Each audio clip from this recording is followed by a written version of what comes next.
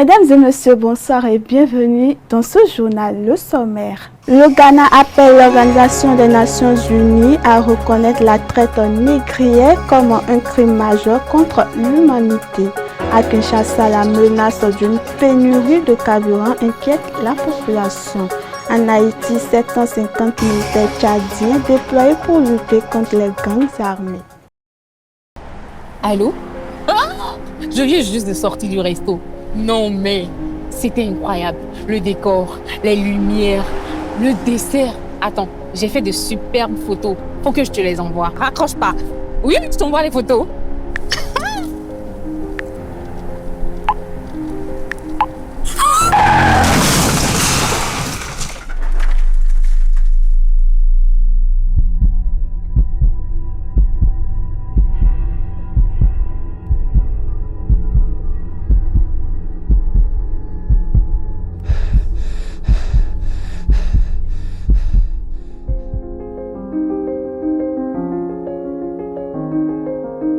Ensemble disons oui au port de casque, stop à l'excès de vitesse, à la distraction au volant et à l'alcool avant le volant. Tu viens d'avoir le bac ou tu veux te reconvertir dans un domaine d'avenir, faire le choix du numérique et rejoindre l'école supérieure d'administration, d'économie, de journalisme et des métiers de l'audiovisuel ESAE. De nouvelles filières sont disponibles dès cette rentrée: informatique et multimédia, informatique industrielle et maintenance, réseau informatique et télécommunications, système informatique et logiciel, sans oublier les filières initiales: administration générale, administration des finances, administration des affaires, sciences juridiques, sciences économiques, sciences de gestion, journalisme et métiers de l'audiovisuel. ESAE est disponible sur 4 sites: Cotonou-Badjoumendé, Cotonou-Akpakpa, Abomey-Calavi et Parakou. Pourquoi choisir l'ESAE? Des formations conçues pour le marché de l'emploi, des enseignants expérimentés et passionnés, des infrastructures modernes avec équipement de pointe, des opportunités de stage et d'emploi garanties. Les inscriptions sont en cours et les places sont limitées. Ne rate pas ta chance. Donne vie à tes ambitions avec l'ESAE. Contacte-nous vite par appel ou par WhatsApp au 01 98 98 14 00 ou via email scolarité@esae.bj et visite notre site web www.esae.bj. Ton futur commence maintenant avec l'ESAE. Tu investis dans un avenir professionnel, concret et sécurisé. ESAE, l'excellence à un nom. Mesdames et messieurs, bonsoir et bienvenue dans ce journal. Le Ghana interpelle la communauté internationale. Le pays a appelé l'Organisation des Nations Unies à soutenir une résolution visant à reconnaître la traite transatlantique des esclaves comme l'un des crimes les plus graves contre l'humanité. Une initiative qui s'inscrit dans une démarche de mémoire, de justice et de reconnaissance historique. Extrait à suivre. Ce mardi à New York, le président ghanéen John Dramani Mahama a exhorté les membres des Nations Unies à soutenir un projet de résolution reconnaissant la traite transatlantique des esclaves comme le crime le plus grave contre l'humanité. Les atrocités commises contre les Africains réduits en esclavage, ainsi que les nombreuses injustices issues de l'esclavage et perpétuées dans les systèmes sociaux qui ont suivi, ont eu lieu précisément parce que ces personnes étaient considérées comme des objets et non comme des êtres humains. Le Ghana insiste, il ne s'agit pas de comparer les souffrances, mais de reconnaître une injustice historique et ses conséquences. Il faut replacer cela dans son contexte. Nous ne hiérarchisons pas les souffrances. Nous ne disons pas que notre douleur vaut plus que celle des autres. Quand certains dirigeants occidentaux disent que cela appartient au passé et qu'il faut aller de l'avant, avec tout le respect que je leur dois, ils sont profondément insensibles. Cela signifie que vous ne reconnaissez toujours pas notre dignité, vous ne reconnaissez pas notre valeur. Comment voulez-vous nous regarder et dire « laissez cela dans le passé » ? Pourquoi d'autres événements n'ont-ils pas été laissés au passé ? Pourquoi l'Holocauste n'a-t-il pas été laissé à l'histoire ? Pour le Ghana, l'esclavage a durablement marqué les sociétés et creusé les inégalités. Une réalité que plusieurs pays africains veulent voir reconnue à l'échelle internationale. La capitale de la République démocratique du Congo commence à ressentir les effets de la crise au Moyen-Orient. À Kinshasa, le carburant se fait de plus en plus rare dans les stations-service, alimentant les inquiétudes de la population. En cause, le blocage du détroit d'Ormuz par l'Iran qui perturbe l'approvisionnement en produits pétroliers et fait planer le spectre d'une pénurie durable. Extrait à suivre. Une longue file d'attente devant une station-service à Kinshasa. Le carburant se fait désormais rare à la pompe alors que la capitale de la RDC commence à payer le prix du blocus du détroit d'Ormuz par l'Iran. Il faut désormais attendre plusieurs heures pour espérer remplir le réservoir de sa voiture. La situation ici, on a totalisé ici 2h30 pour le carburant. Chez nous, il n'y a pas de carburant. À cause de quoi? À cause de la guerre aux côtés du pays Iran avec les États-Unis. Ouais. Nous avons souffert beaucoup chez nous, il n'y a pas de carburant. Il n'y a pas depuis aujourd'hui, c'est le deuxième jour. Regarde, la population est en train de souffrir. Et les transports, c'est difficile pour le carburant. C'est l'inquiétude dans une mégalopole d'au moins 17 millions d'habitants. La guerre au Moyen-Orient est mise en avant pour justifier la rareté des produits pétroliers. Mais il y a de l'incompréhension parmi les populations. Non, mais ici, on nous dit que c'est la guerre du Moyen-Orient qui fait qu'il y ait une pénurie du carburant. Mais la guerre a commencé il y a des jours. Nous n'avons pas de stockage ici. Pourquoi? Ils sont en train de mentir. Alors pour acheter même à la pompe, il faut ajouter quelque chose. Pour qu'on puisse les vendre 1 litre. Plusieurs autres pays africains sont en proie aux pénuries de carburant. Le continent dépendant en grande partie des importations pour ses besoins en produits pétroliers. Par contre, la guerre au Moyen-Orient commence à produire des effets jusqu'au Kenya. Selon les responsables du secteur, des centaines de stations-service tenues par des détaillants indépendants sont en rupture de stock, conséquence directe des perturbations liées au conflit en Iran. Cette situation alimente les inquiétudes sur une possible aggravation de la crise énergétique dans le pays. Nous vous proposons de suivre un extrait sur France 24. Le président de l'Association des détaillants indépendants de carburant du Kenya a déclaré que des centaines de distributeurs étaient en rupture de stock en raison de la guerre en Iran. Ce dernier a précisé qu'environ 20% des points de vente étaient touchés après que l'autorité de régulation eut gelé les prix à la pompe malgré la hausse des coûts mondiaux du pétrole. Le président de l'association des points de vente de pétrole du Kenya a déclaré que les distributeurs devraient commencer à stocker des produits pétroliers en prévision des hausses des prix à la pompe le mois prochain. Le Kenya s'approvisionne en carburant exclusivement au Moyen-Orient dans le cadre d'accords intergouvernementaux conclus avec les producteurs de pétrole brut et les raffineurs du Golfe.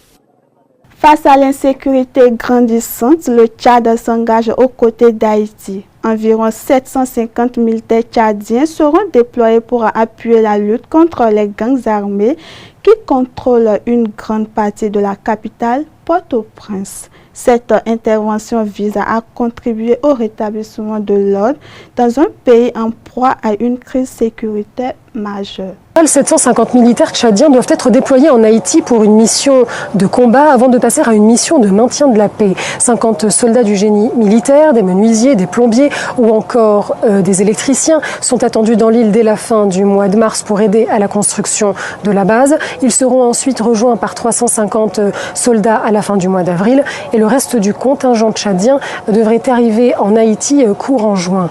Une source sécuritaire tchadienne nous précise que le contingent est en phase de prédéploiement et de formation pour se préparer à des combats urbains face aux gangs du pays. Et un pont aérien entre le Tchad et Haïti est prévu avec des avions spécialement affrétés par les Nations Unies pour permettre d'acheminer le matériel nécessaire à l'opération. situation. Et puis selon une source gouvernementale, le Tchad a répondu à l'appel lancé par les Nations. Autre actualité à présent, la chef du gouvernement sortant, Maître Frederiksen, affiche sa volonté de maintenir au pouvoir malgré le recul enregistré par son parti lors des élections législatives de mardi. Arrivé en tête, le bloc de gauche ne dispose cependant pas d'une majorité, rendant inévitable de délicates tractations pour former un gouvernement. Une équation politique complexe qui s'ouvre pour la dirigeante danoise. Reportage à suivre. C'est sous les acclamations que Mette Frederiksen retrouve ses partisans. Mais si elle esquisse un léger sourire, la première ministre ne déborde pas de joie. Malgré la victoire, elle sait que les résultats ne sont pas à la hauteur des attentes. Je suis déçue, bien sûr que je suis déçue. Que nous n'ayons pas obtenu davantage de voix. J'avais également espéré un meilleur résultat. Mais rien aujourd'hui ne peut me faire oublier que les sociaux-démocrates sont redevenus le premier parti politique incontesté des Danois. Le premier parti politique du pays, certes, mais qui enregistre son plus faible score dans les urnes depuis plus d'un siècle. Au total, les 5 partis du bloc de gauche obtiennent 84 des 179 sièges de l'Assemblée, en deçà donc de la majorité absolue. Dans ces conditions, difficile pour Mette Frederiksen de former un gouvernement, elle qui conduisait depuis 2022 une inédite coalition droite-gauche, incluant les modérés de l'actuel ministre des Affaires étrangères, Lars Løkke Rasmussen. Ces derniers décrochent 14 sièges et joueront un rôle décisif dans les négociations pour la composition du prochain gouvernement. Nous devons nous unir, nous ne devons pas être divisés, nous ne devons pas être rouges ni bleus, nous devons travailler ensemble. Le président des libéraux, Truls Lund Poulsen, qui appartenait lui aussi à la majorité gouvernementale sortante, a exclu de collaborer à nouveau avec la gauche. Le scrutin a également été marqué par la poussée de l'extrême droite. Le parti populaire danois de Morten Messerschmidt a triplé son score par rapport à 2022. Dans le golfe Persique, les navires quittant la zone doivent désormais suivre un itinéraire défini par l'Iran, surnommé le péage de Téhéran. Ce dispositif permettait aux autorités iraniennes de contrôler l'identité des bâtiments en transit, mais aussi d'imposer un droit de passage dans ce corridor maritime stratégique par lequel transite une part essentielle du pétrole mondial. Une mesure qui renforce l'emprise de Téhéran sur ce point clé du commerce international et accentue les tensions dans la région. Extrait à suivre. Surtout l'Italie dépend massivement du gaz pour son électricité, pour son industrie, qu'elle importe presque entièrement. Donc quand ça s'arrête, eh bien, ça pardonne pas. Et l'Algérie apparaît comme un partenaire évident. Oui, c'est d'abord c'est le plus gros fournisseur aujourd'hui de l'Italie. On le voit avec un peu plus de 30% des importations qui proviennent d'Algérie. Et donc Rome s'est naturellement tourné vers Alger, vers qui s'était déjà tourné, c'était en 2023, après le début de la guerre en Ukraine, et lorsque les Européens voulaient chercher des alternatives au gaz russe. Il y a un gazoduc également qui va directement de l'Algérie à l'Italie, qui s'appelle le Transmed, on le voit ici en violet, qui a une capacité de 32 milliards de mètres cubes par an, ce qui en théorie pourrait permettre de couvrir la moitié des besoins de l'Italie. Pas besoin de GNL, pas besoin de transport maritime, donc c'est peut-être la solution la plus simple, d'où cette visite aujourd'hui en Italie, en Algérie pour Giorgia Meloni, qui prend une vraie importance. Solution la plus simple, mais aussi la moins chère ? Alors, ça aurait pu, parce que c'est dû, encore une fois, ça passe par un gazoduc, donc c'est peut-être moins cher, sauf que l'Algérie est aujourd'hui en position de force, et elle est courtisée de partout, par l'Italie, mais aussi par l'Espagne et d'autres pays européens. L'Algérie a également, on l'a vu sur la carte un peu plus tôt, un gazoduc qui la relie à l'Espagne, et donc la Sonatrach, qui est le producteur public de gaz en Algérie, privilégie pour l'instant le marché spot, c'est-à-dire le marché où les prix ont augmenté et où sont très élevés. Elle n'a aucun intérêt à brader son gaz à l'Italie, Alors l'objectif de cette visite de Giorgia Meloni, ce sera peut-être de trouver les bons arguments pour pouvoir acheter moins cher, peut-être proposer des investissements d'entreprises italiennes dans l'industrie ou dans l'agriculture en Algérie. Giorgia Meloni propose notamment la création d'une chambre de commerce. Dernière actualité pour clôturer cette édition, face à des tensions persistantes, Washington propose à Téhéran un plan de 15 points incluant